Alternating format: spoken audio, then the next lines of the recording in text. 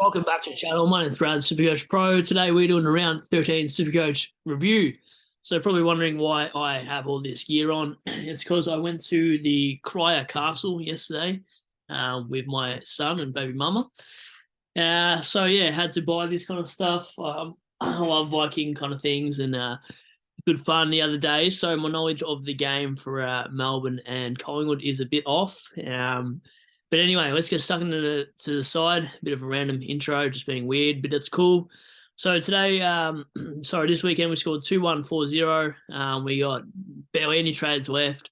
Team value almost 14 million. We went up 467 spots. Season rank now 8,000. Beat Spills in our YouTubers League of Draft, which is irrelevant to you guys. So get stuck into the classic side because that's what you guys are here for. Made a lot of changes to the squad. I'll just undo everything that I've done because I've been mucking around on my side. I was looking at bringing in Taron Thomas for Weddle.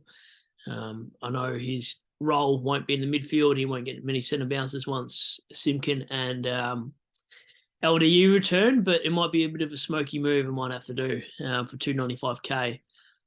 So what do? We VC Dawson this week.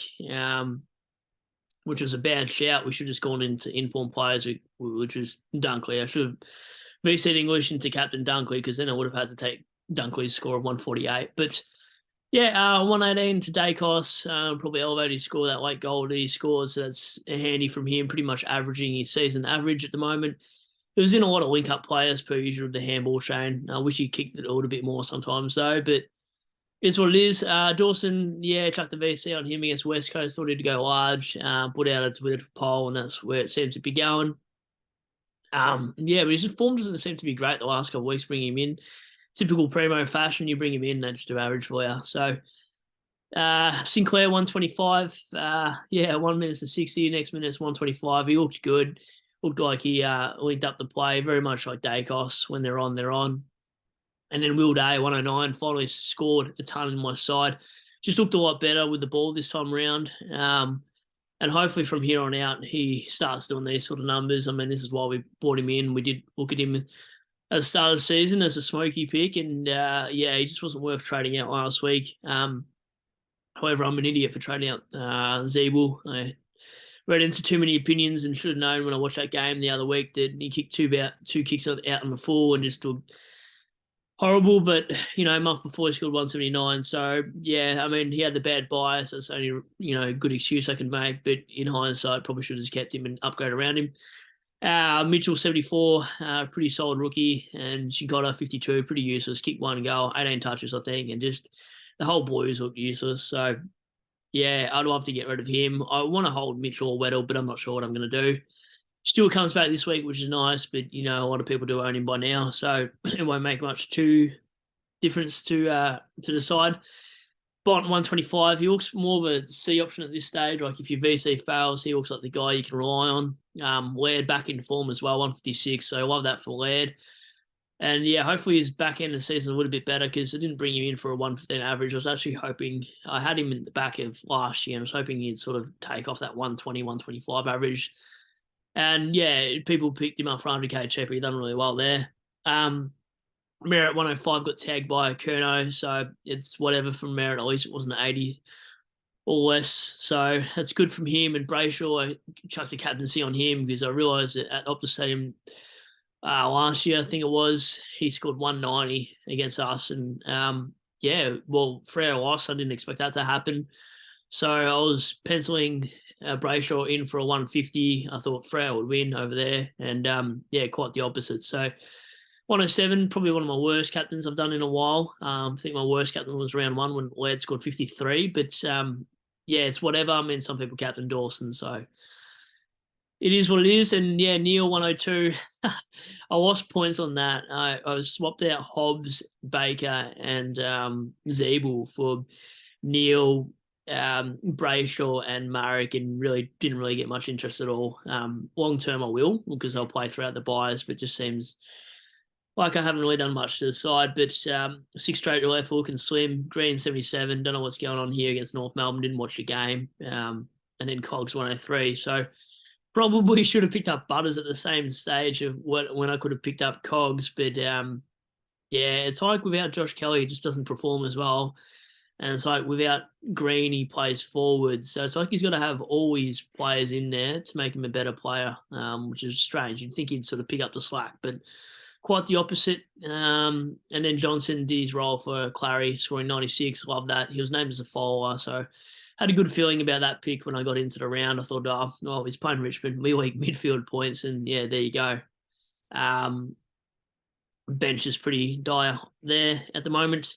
And then English and Marshall, 99 for English, got scaled up. He was on 90, got gifted a lot of points for breathing, very much like a Bontempelli pick. And this is why I picked English and Bonds and players like that, because they just get scaled up for no reason. And Champion Data just love these guys, so I kind of got kissed with that one. I'm not going to say the rest of the words to that, but and then could have fielded Briggs over English, but didn't really set it coming. I mean, English is playing all I set, who's pretty useless, but managed to get like 40 hitouts on him or something crazy. And then Briggs goes against Goldstein and tons up against Goldie. And Goldie's a very good ruckman for his age. Probably one of the best still in the comp, in my personal opinion.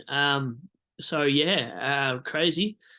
And he's been a great cash cow. Briggs, he's made 150 odd K in a couple of weeks now, and it's just nuts. So he will eventually be turned out for some cash, and McAndrew will be R3, and I'll run Darcy Cameron at F6 to have that sort of swing it around there. And Dunkley 148, just picking VCs that are in form, regardless of what stadium they play at, regardless of how many points are leaked anywhere. I think from now on, I'm just going to VC players that are in a hot form. So this week, I'll probably look into something like say Dunkley into Bontempelli just for safety.